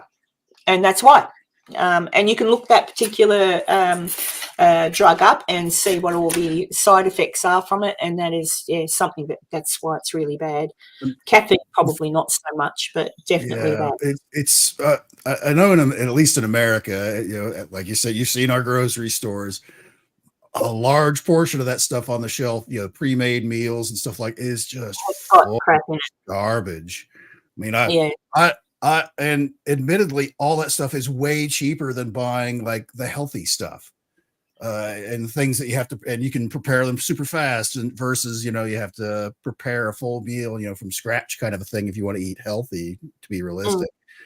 It's way easier to get, the, Kraft macaroni and cheese and, maybe throw some, chicken or something in it. Oh, Make macaroni a and whole cheese. meal, some crumbled bacon in there with it and all that. It's super easy to make and it's super cheap and whatever, but not really that great for you. Pastas in general aren't really that great for you, carb wise. I used to. I've got Italians in my family, and I used to go and watch the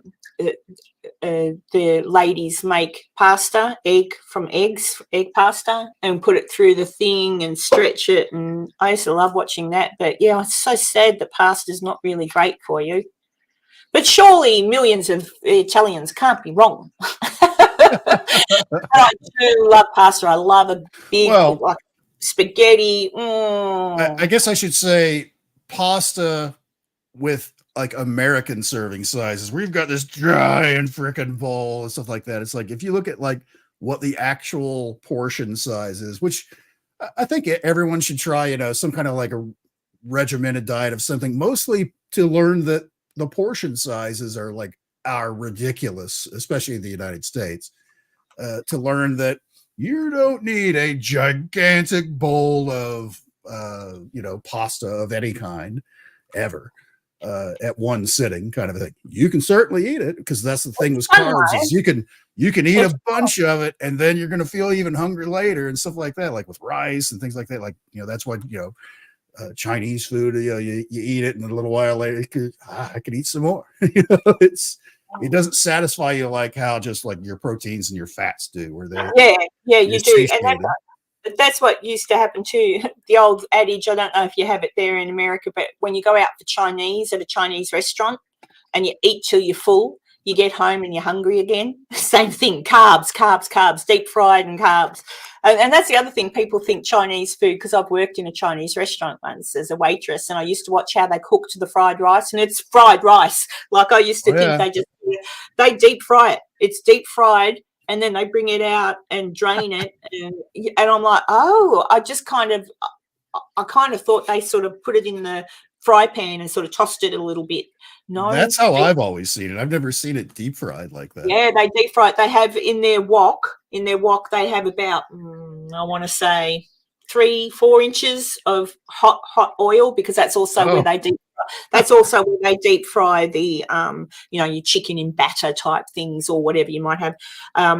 So they get the rice, they mix it all together in this like sieve thing, and then they put it in the deep fryer, count to about 4, and then pull it out, drain it, slick it over onto the thing, and it's like, oh god.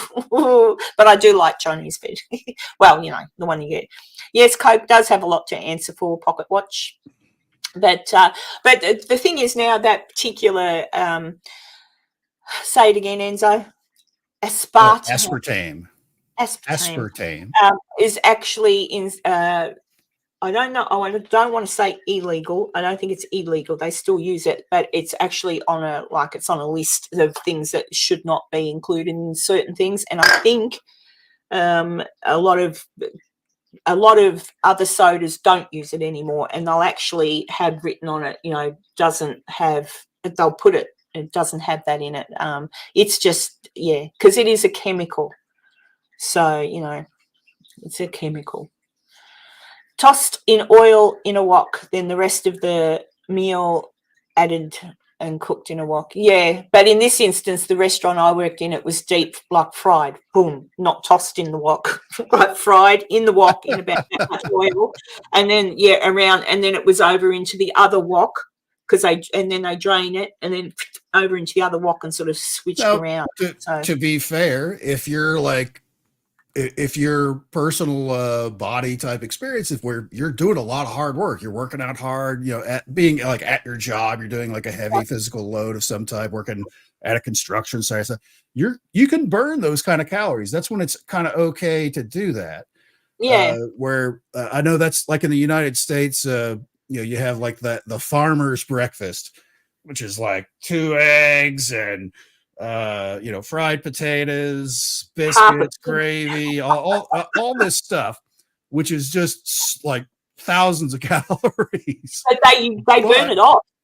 But they burn it off because that's fuel for the day, and they're going to burn up every calorie of it. Versus, somebody like me that doesn't do that, it does not burn very many calories at all, except to like maybe run up and down the stairs a couple of times, and that's kind of it. I used to when I was nursing, because you're always on your feet and running up and down and around, and nursing was good for me. Although, I don't know, just as I've gotten older, though, it's incredibly difficult. Most of the ladies in here are probably getting to not quite where I am. You're probably not as old as me, but after, look, really just after being a woman, once you hit 30, it gets difficult. But yeah, certainly now, after you go through the change and all that sort of thing, holy screw. Like, unless you're lucky and your genetics are just that your parents and grandparents were like little sticks, after that, it's really hard for a woman to keep weight off. I don't know if it's the same for a man. I don't know. I know that men do start to produce, I think, estrogen as they get older. So testosterone lowers their estrogen. It's not so much that we start producing estrogen as we stop producing, the other stuff, in varying stages and things like that, where you don't have any of that.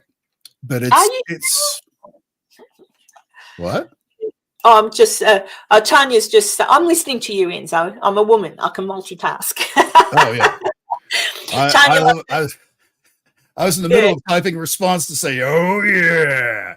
I love, the big giant breakfast stuff, but I don't like to eat when I first wake up. I need that. Usually it ends up being good for me because like most restaurants here will stop serving breakfast type foods around 10:30 or 11 a.m.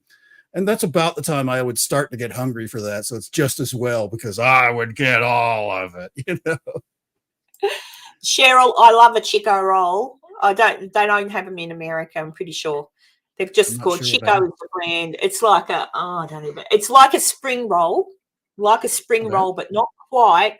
It's hard to explain, but it's a different sort of pastry than a spring roll. Like an egg roll? Well, I don't know what an egg roll's like, so I can't say. It's like a thicker version of a spring roll. Probably. It's really thick. The wrap is thicker. It's probably the same thing as an egg roll. Yeah, maybe similar, but anyway, it's certain, Men stop producing everything after a certain age. That's right. Well, yeah, but okay, good to know. Oh dear. I'm not going to ask you how old you are, Cheryl, but I'll tell everyone how old I am. I'm 60, and I'm going to be 61 in about 10 days' time. Ooh, we having a birthday stream? Yeah. Oh, yeah. Oh, well, maybe not, because on my birthday, the 10th, you know what? I'm going to, I booked in an investigation. Cheryl, you might know. Dee, you'll know where this is, I think. Cheryl and Dee might. I'm going to, I've been there plenty of times before, but never to investigate, just to look around. The Beechworth Asylum, it was called the Mayfair Asylum back in the day. And it's an old asylum, which they still use parts of it for different businesses and a lot of it's not used anymore, but the people who purchased it are trying to fix the building up, and they're doing a really good job. So I've booked a ghost hunt for there, and so on my birthday I'll be hunting for ghosties in an asylum with my friend Lisa, who lives down that way in Beechworth, Victoria. 62, Cheryl. Crikey, you old thing. You're only a year older than me, roughly. 48 crash. Yeah, so that's what I'll be doing on my birthday. But while I'm there, I guess I can do a quick live stream. I can try using YouTube's live stream. I've never done that before. I could try that. Yeah, there you go. Yeah, and I'll just say hello. Yeah, I love Beechworth. It's beautiful. I don't think, I asked the asylum, I wrote to them because they used to allow people to do overnights there. They don't allow it anymore. It's still the same guy who owns it, but I don't know why. Maybe it's an insurance thing. So I won't be staying there overnight, but I think to the early hours of the morning anyway. But yeah, I do love Beechworth. There's an old jail there as well, the Beechworth prison. And that's really like, we're talking old. I'm going to check that out again for one last time, do a little bit of a thing. But I don't know if you can investigate there. While I'm there, I'll ask. Maybe you can. If I can, I will. But that's what I'm doing on my birthday, investigating an old asylum. I'm not holding my breath. You know what I'm like. Nothing ever happens to me. Oh. But we'll see. Yeah, G. Yeah. So that's what I'm doing. But we'll see how it goes. And yeah, so I'm going on a bit of a road trip starting next week. So hang on. So Friday I'll do our live, Enzo, and then on the Saturday I'm going to head off towards Canberra and stay with my son for the night. I'm taking one of my daughters with me as well. Stay there with my son for probably 1 or maybe 2 sleeps, and then head towards my friend's house in Wangaratta. Well, actually, she lives in Glenrowan. I'm saying all these names because people that are from Australia will know it. Hi, Debbie. Happy New Year to you too. Well, nearly. Tomorrow night, isn't it? Is it tomorrow night? Yeah.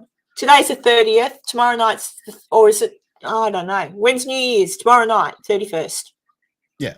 Be Saturday night? Sunday night. Sunday night. Today's Saturday. Yeah, so Sunday night. Oh, well, I might try and have my little episode out. People who are bored can watch my episode on the Washo. History lesson and investigation. Karen style. You're going to laugh. New Year's history, yeah. Yeah, you're going to laugh at how I investigate. I don't shut up. So the ghost would have a hard time getting a word in edgewise. Because I just talk, walking through an empty, haunted, abandoned building or whatever. And then I say to the ghost, I'm going to be quiet now. So if you want to say anything, now's the time to speak. And then I'm quiet for about a few seconds. And then I'm But I have fun talking out loud to probably no one. Oh, dear. I can't remember what I was saying. I don't know. I talk too much. No. I know, Tanya. Shh, she said. Oh, my goodness. Yeah, so that's all right. That's why I like investigating on my own. There's no one to tell me to shut up and no one to piss off. So there you go. Yeah, shh.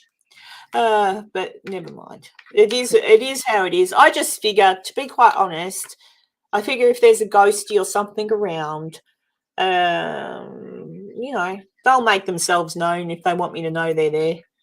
I reckon. So we'll see. Like the singing ghost. I still get skeptical about that because I was there with Cassie, Jason, and Ron. And how do I know that Cassie didn't sing? Well, I take her on her word that she said she didn't. So in that instance, she said she didn't. And I believe they heard it though, right? No, they didn't. They didn't. No, they didn't. But your camera picked it up.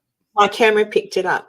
So I sang, which you can hear, and then you can hear off, slight off in another direction. And that's why I asked, was it her? Because I wasn't sure. Well, obviously they were all behind me. I'm trying to think. No, Cassie and Ron were behind me. I think Jason was up ahead. He'd already gone up ahead. It certainly wasn't Jason because it was like, but yeah, no, really weird. Hi, Stormy Day. Yeah, so I don't know. But anyway, but I think it's a singing ghost. I have no reason to believe it was anyone else.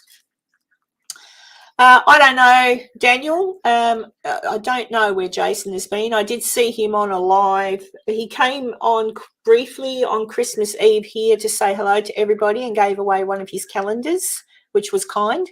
But yeah, honestly, since I got back in May, I haven't really, even Cassie and Ron, they've just seemed to be too busy. So I don't really know what they're all up to other than what I see them pop on their channels.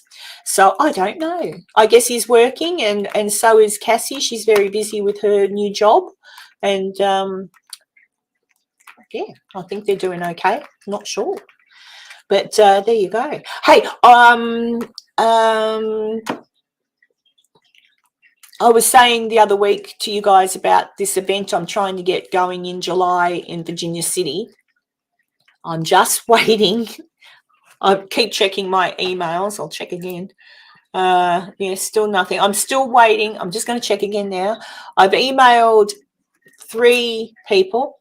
2 have gotten back to me and said that they're interested.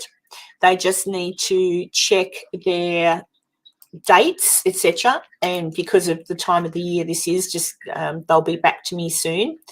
So because I don't have a life. Just because I've got nothing, they're busy, so it's that time of the year. So I'm hoping that hopefully early next week I may get an answer back from one of them to say that they'll come, so long as they're not too expensive, because I don't know how much they're going to want to appear on the thing, but we'll see what happens. So as soon as I find out if one of them is happy to do it, as I say, I've had 2 answer me back that have said, yeah, happy to do it. Oh, happy to do it. Let me just, I dropped something. I play with things with my hand. A lot of gravity right there. Yeah, it was a battery. I'm playing with the battery. I'm just doing this in my hand. She's charging up for another hour, folks. Hang on. So yeah. So as soon as I get the okay for these people, if they're going to come and they're not going to charge like wounded bulls, I'll let you know, and then the tickets will go on sale, because I've got it all planned. I've got everything. The Piper's Opera House is booked. Janice is in the bag. Enzo's in the bag. Michael Galliano's in the bag. Taylor's in the bag. I'm in the bag, and I'm just waiting on one of the 3 gentlemen. I'll laugh if they all say yes. Oh well, the more the merrier. But I might have to choose. I might have to put it to a vote. Who do you really want to guest at this thing? But we'll see. But Dee says, stay at Linker, Karen, when you go to Beechworth. We have stayed there a few times. It's the old nurses' accommodation for Mayday Hills at the grounds. Beautiful motel now. Oh, excellent. Yeah, I know where that is, the old nurses' accommodation. Oh, they've turned it into a hotel. Excellent. I will stay there. I'll book it now when I get off of, well, not this second, but when I get off the live, I'll book it. Thank you for that.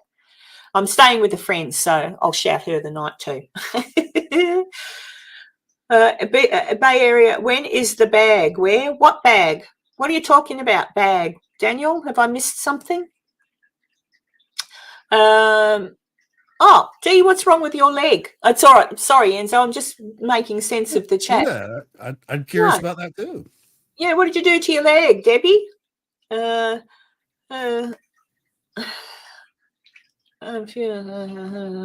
People. Oh, so someone gave you, now let me see, Lara's Horror Sounds gave me the sweetest shout out on her YouTube community post. Bless her. Very good, Diabolical Debbie. And Cobalt says, nice. And then Diabolical says, she's an amazing subscriber of mine. She has over 160K subs. Wow. A few of my subscribers have over 100K subs, and they're amazing. I've got 500 something. I've got 574, Debbie. That ain't so shabby. You got a lot of viewing hours too. So you're doing I've got a lot of viewing hours. I can't even imagine having that many subscribers. Crikey, I wonder how busy you have to be to get that. I mean, I try to keep as busy as I can. That's why I come on once a week just to say hey to everybody anyway and let them know what I'm planning.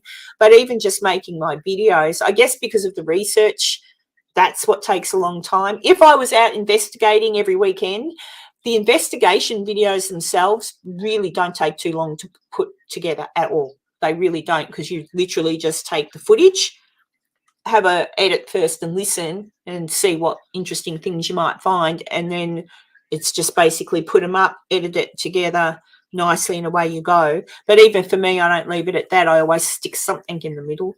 But what bag? Who's in the... Oh, see, people don't listen to me, Daniel. Daniel's talking about, because I said in the bag. Okay, so I'm planning an event in Virginia City, July 12 through to 14. It's a history event, not a ghost hunting one, okay? However, kind of linked into the ghost and the story. So there won't be ghost hunting at night. People aren't going to be up till 3 in the morning looking in old buildings unless they want to, and that's something that they can do themselves. It's going to be a daytime thing where I've got Enzo's coming. He's the eye candy, as I've said before, ladies. Another friend of mine, Michael Galliano, he's got a channel that's starting new on YouTube. He's been on TikTok and stuff for a while, Sidekicks Paranormal. He's coming along with his sidekick, a lady who is a psychic medium. You know my thoughts on psychic mediums, but she might be for the reals, who knows, but she's coming along. They won't be well, I'll get to it. So there's Michael coming, Enzo's coming. My friend Taylor Hamby, who runs the Sutro Tunnel and looks after the 4th Ward School in Virginia City, she's going to be giving a lecture, I guess you'd want to call it, a talk on a subject that she will let me know later. So in the bag is, as in Enzo's in the bag, he's coming to the event. Michael's coming to the event. Taylor's coming to the event. My friend Janice Oberding is going to be there. I'm going to be there.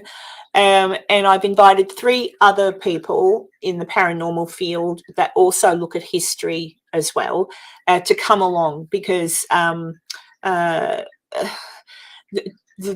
theme of the weekend is the history and the stories of Virginia City, and like the true history. So you're not going to get the, oh, and they say blah blah blah did this and that. There'll be no they say. It'll be the actual history. So there'll be some interesting topics spoken about, and fun things to do. So I'm planning dinner for the Friday and Saturday nights. That'll be at the Piper's Opera House along with everything else. So Piper's Opera House is where it will be.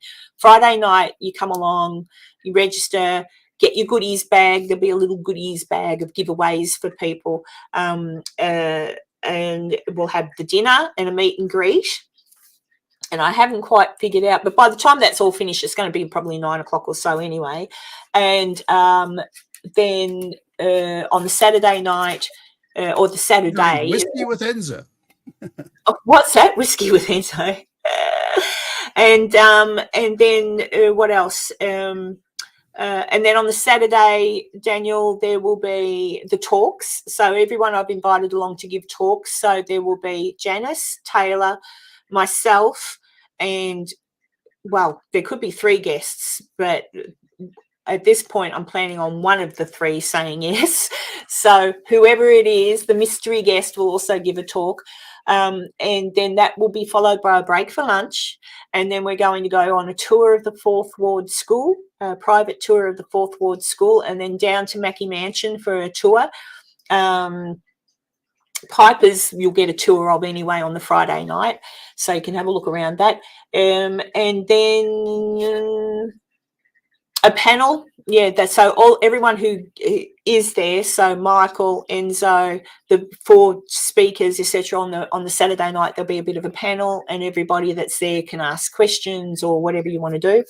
And then Sunday it'll be down to my favourite coffee house, the Roasting House, for coffee on me and a goodbye before we all go and jump on the train at 10:30 and do a train ride down to Gold Hill and back.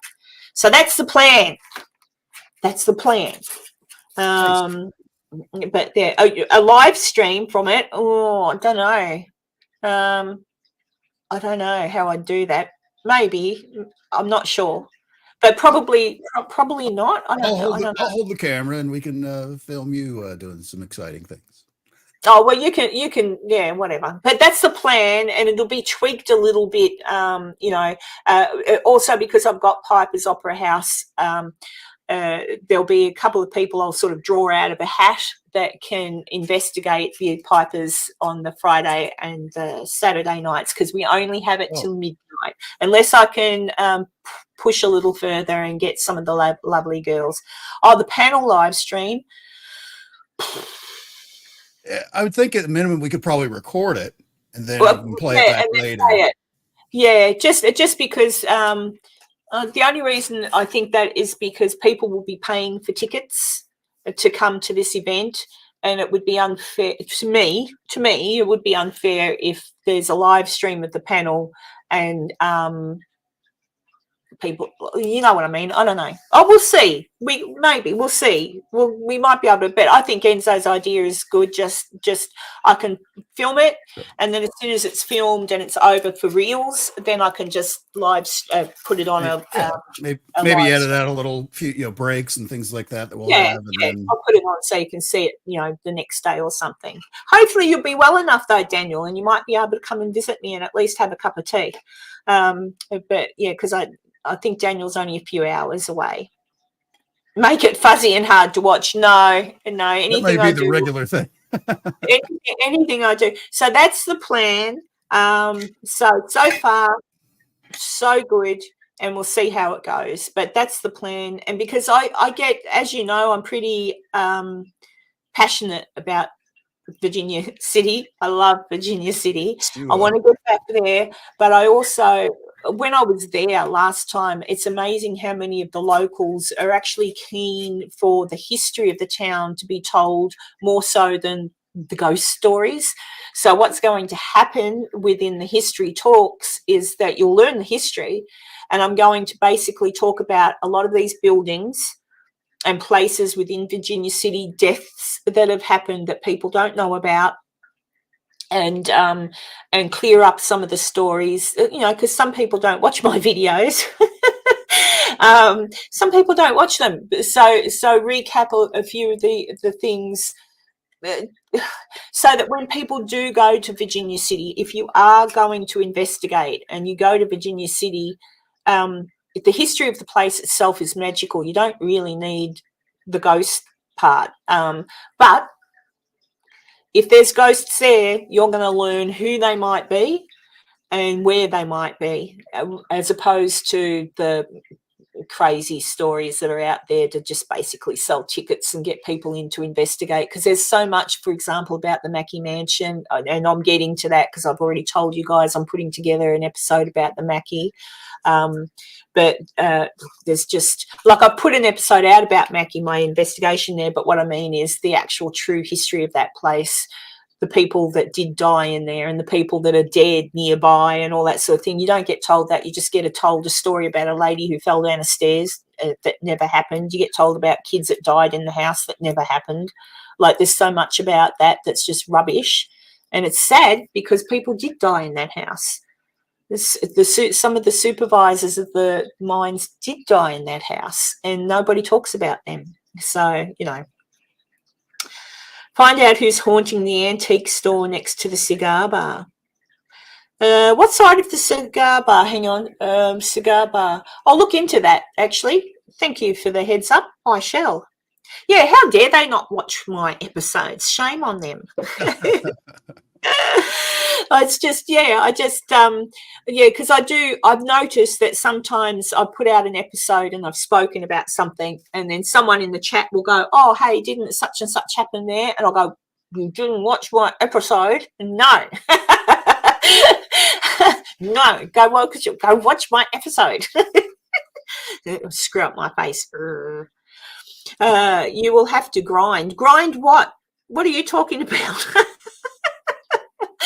Grind. I haven't grinded for a long time, Betty.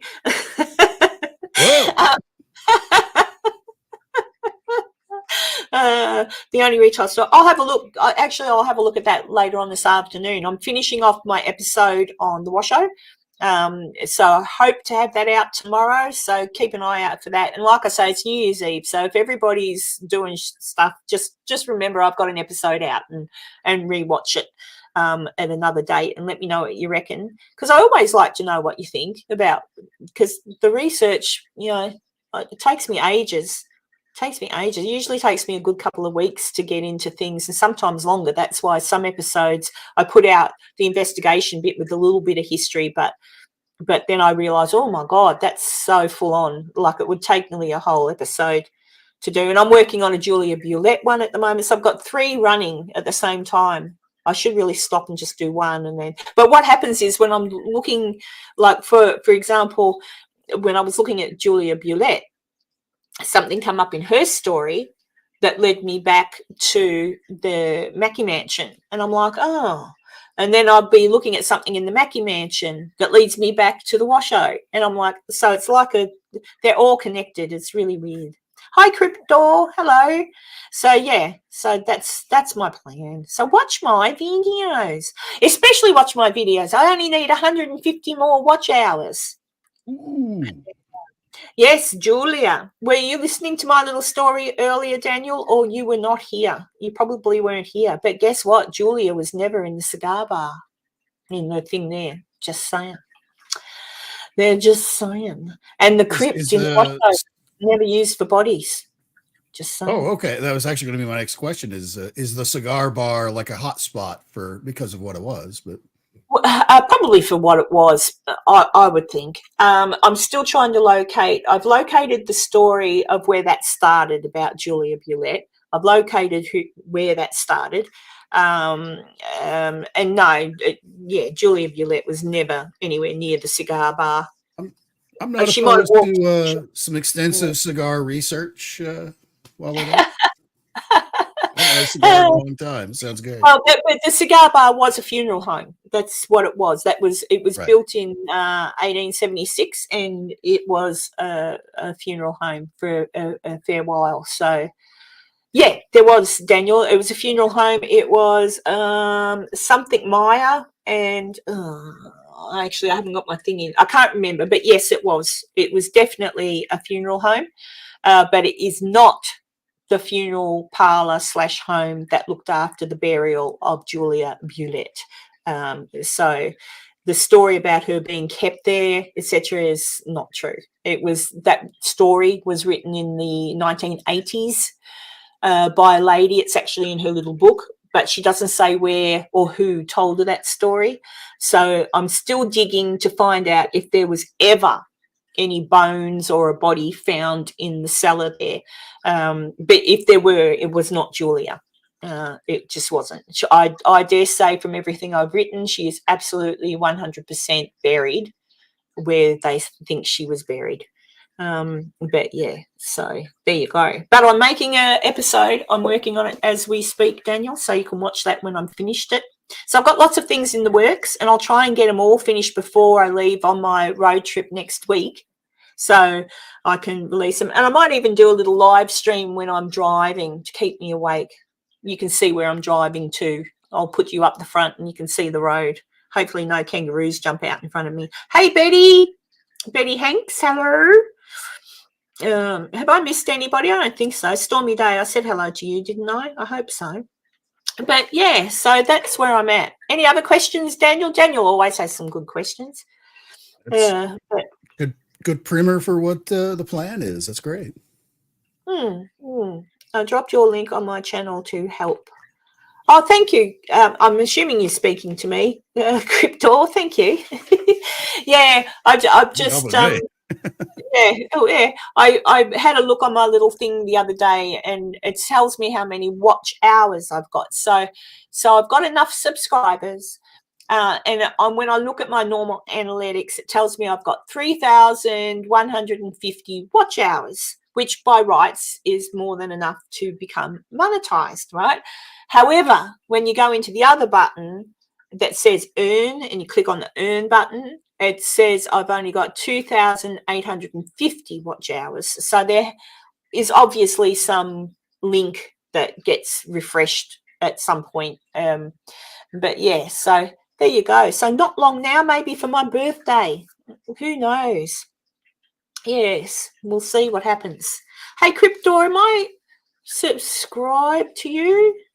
I should check you out. I'll check you out later. If I'm not, I will be. I always like new channels. I always subscribe anyway because it's helpful. But there you go. Yep. Well, there you go. Any other questions, anybody? Because I might actually stick to my word today. It's almost 10 minutes till 2 hours. Almost. Oh, Fabric Studio. Hello. So I don't know. I was told by a friend that this channel needed some watch time, so I want to help. Oh, thank you. Was that come from Heather, perhaps? Yeah. I know Heather, bless her, put a little link up the other day for me. But yeah, I just need some watch hours, and then that'll be nice. But in the interim, I'm doing what I do because I enjoy doing this. I love catching up with Enzo once a week.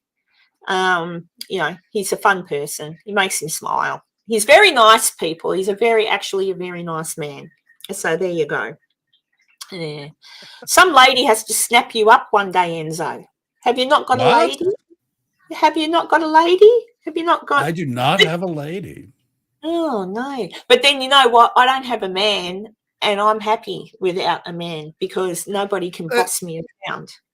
That's kind of where I'm sitting at the moment. I'm not opposed to getting into a relationship. Don't get me wrong, but the game to go about the whole dating scene and all that stuff. It's like, no.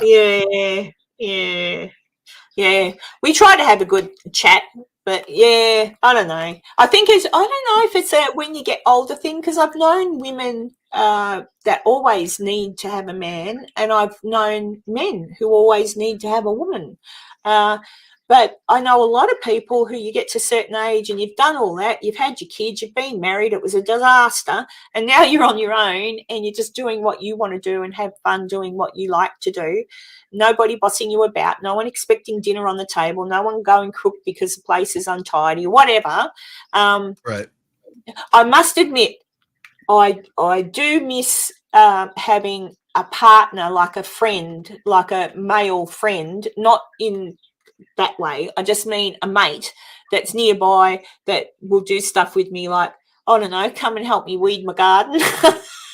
and do that manual, like get the wheelbarrow and fill it full of wood chips for me and take it up that hill and dump it, like all that sort of stuff.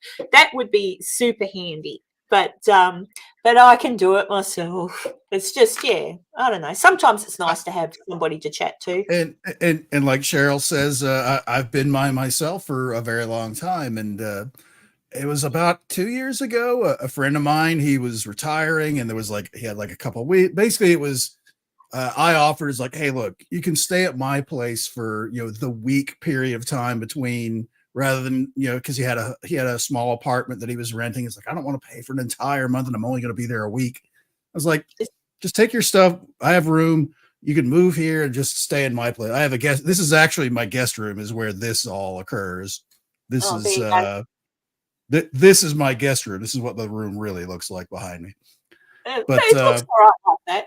Bye, Crypto. Thank you for stopping by and thank you for the assistance. Much appreciated. And after about 3 days, I was like, I hate someone else in my home. It was like, and this was a good friend that I'd known for many years. It was just, I can't do what I want when I want because there's another person in here.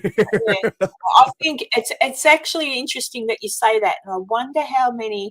Hire a hubby, Stormy, yes, or yes, D, a slave, but no, not really a slave, but kind of like I'll offer him a beer or something. It's a slave, but yeah, no, I'm the same. If I can tolerate someone staying with me for up to maybe 3 days, and then I'm kind of like, my son is a different kettle of fish. I mean, my son can stay. That's very different. That's different.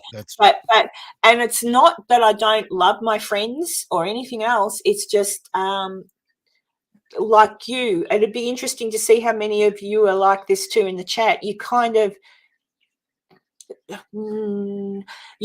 oh, I can't get up and make noise, or I can't yell at the kids, or, oh, my dog's barking, or, oh, it's kind of like you want your house back. You want your privacy back. It's really weird, and I don't know why. I've always been like that, and I'm also the opposite. I don't like staying at other people's homes. I will if I have to, but I don't like it. I would prefer to be in a hotel. Like I did stay with my friend Connie in Virginia City. Yeah, they wear out their welcome. Oh, sometimes it's not even that. It's just they haven't really. It's not necessarily that. It's just that if you're used to not having anyone around and being able to, run around, do whatever you want, whenever you want, to have someone else where you have to consider, maybe I won't stay up until 2:30 in the morning watching silly TV shows or whatever, which is right next to where they're supposed to be sleeping, that kind of thing. Yeah. You've got to be considerate of other people's feelings. All the sacrifices I have to do for this person to stay here for a week. Oh. So I'm it sounds awful when you say it, but it's just it because you get so used to just being by yourself, being alone, no one else around. Like and even in Virginia City, when I did stay with my friend Connie, I was glad that it wasn't like just her spare room or something. It was actually like a little apartment upstairs, because you can't, like, on the opposite thing, or where does she normally put this plate, or, oh gosh, am I putting the knives and forks back the way she likes them, or or should I sit on the couch and watch TV? Maybe she wants me to do something. Like, I'm the same. That's why if I go away somewhere, sometimes I would much just rather stay in a hotel and just visit and then say, see ya, I'm off going. And I agree. I'm the same way. Yeah, we are creatures of habit, Dee. So I don't like to, it's different. Like, say, Enzo, for example, you came to visit me, or someone else came to visit me from America, and that's a different scenario, and it would be a different. Coming there, you'll have me do like slave work. I'm not coming over there. I'll put the wheelbarrow. Trash with the hill and a wheelbarrow. No. There. Oh no! I've let the cat out of the bag. Anybody who comes to visit me is going to get a wheelbarrow. No. I must actually pull my finger out and start doing something in the backyard. It's done. It's tight. Like, if you look at my backyard, it's nice, but I know where the weeds are. This time of year, you shouldn't you have like your garden going and everything by now? It is. It's all going. It's just growing. Okay. I've got to get up. I got the hedge clippers and clipped one of my hedges yesterday, which is actually an arch. I've got an arch with this beautiful flowering thing growing over it. But this weather, the humidity and everything, it's just... Dee has already figured out what I'm wearing, apparently. Just gardening gloves, and that's it. No, I don't think so. Things could get caught in the prickles of my cacti. That would be a problem. I have a big issue with that. Well, you can come and visit me, Tanya. You're just across the water, not far away. You can come and visit me. Yeah, and you can wear the gardening gloves. I'll let you sit in my computer room, and you can go on someone's live streams and be I've got 3 screens here, so you could, what do you call it? What you do? God, moderate for 3 chats at a time or more. Oh, I'm probably doing that now. Hi, Catherine. So yeah, I don't know. But I'll be sure to come from America. I'd get gardening gloves and sunscreen, apparently, is what I'd get. Oh, yeah. Well, today it's cloudy out there, but even here, the heat's hurt. It's really hot. I don't know what it's like where you are today, Dee, but up here it's humid and it's warm. Yes, I saw you, Catherine. I saw you. Yes, cat spell. Dear. So so is there anything else anyone would like to check in with me about, or are we all happy for me to go and eat? Oh, I'm starving. And we've been talking about food here all. Yeah, you gotta go to the store first before you can eat. Yeah, and my son's coming this afternoon at some point. He's coming to visit and collect his little bird Alfie, the African grey. I'll be Okay. glad to see her go. Yeah, she's an African grey. She's beautiful and she's so cute. And I'll be Is that sad the to one see with her. the really long tail? No, I'll show you an African grey. Just a minute. Let me Google it for you. And you could probably Google it just as quick, but I'll show everybody else. African grey. Come on. Oh, where's these pictures? Images. There she is. Why aren't they clicking up big? Come on.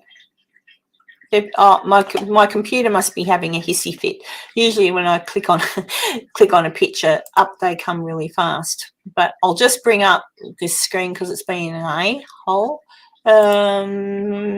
Present, share I figured screen. they were gray. Yeah, they're grey, but they've got. Can you see that?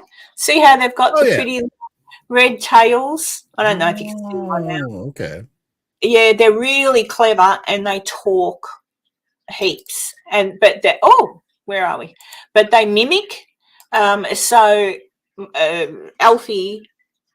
I know when I say mimic, like when I stayed with my son, I didn't, like I was saying, even though he's my son, I didn't want to get up and make noise. So I was waiting. I was in on my computer in my room, waiting to hear him stir, because he works. He's in the army, and I heard him. I heard him say, "Hello, Alfie. Good morning." And I went, "Oh, good. He's up." So I put everything down, waltz out into the kitchen, and look around and think, "Where's Alex?" And then I hear him again. "Hello, Alfie. Good morning." And it was Alfie. It was the bird. And she sounds exactly like him, like it's like a recording. And I'm Yep. like, oh, so back to bed I went. Because I, I didn't want I to had a wake him up. friend that had several parrot style things like that, where they would mimic things like that. And if you happen to be standing around and you happen to pull out your cell phone, they would all start making ringtone sounds, Yeah. different ringtones that they've heard over the years and stuff like that. It was just from seeing it, they would immediately go fire it off. I had one, a cockatiel. It was he passed away. But he would make the sound of the microwave. When you go beep beep beep beep. So in the mornings, and my girls were just little. In the mornings, I'd hear the microwave, and I'd shout out, "Girls, don't be putting anything in the microwave." And I'm like, oh, and I get up out of bed, walk out, and there's nobody, and I'm like, eventually I cottoned on to the fact, because he'd wait till I wasn't in the room, that it was him. It was the bird. He sounded just like the microwave. Yeah, cockatiels are awesome little birds. I've still got two now. I've got two cockatiels, one rosella, two ringnecks, Indian ringnecks they're called, the red-tailed black cockatoo, the sulphur-crested cockatoo, and that's it. So there you go. My lorikeet never came home after she was scared away. I'm broken-hearted, actually. I still have a sook over her every now and then. I'm just hoping that she's someone, because she wouldn't have. I door knocked. I did the whole thing, like, have you seen her? But I'm hoping that someone just sort of found her, and because she was really friendly, and hopefully she's. What are you going to do? But yeah. But such is life.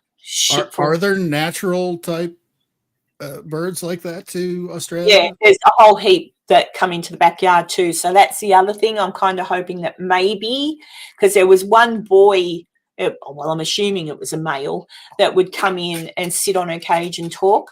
So I'm kind of hope somehow kismet worked, and my little girl, because she's not an old bird, she's let me think, she'd be 6. She'd be 6 years old, because I got her as a baby.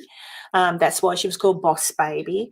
So I'm just hoping she's, because they're really smart too, lorikeets. So that surprised me. Either A, she has been caught, because I had a lorikeet once before and it got out of its cage and flew off, but it came back. They can home in on where they've been. So that's why I think either the scenario I don't want to think of is that she was hurt and killed, but I think she might have been caught by somebody and they've got her.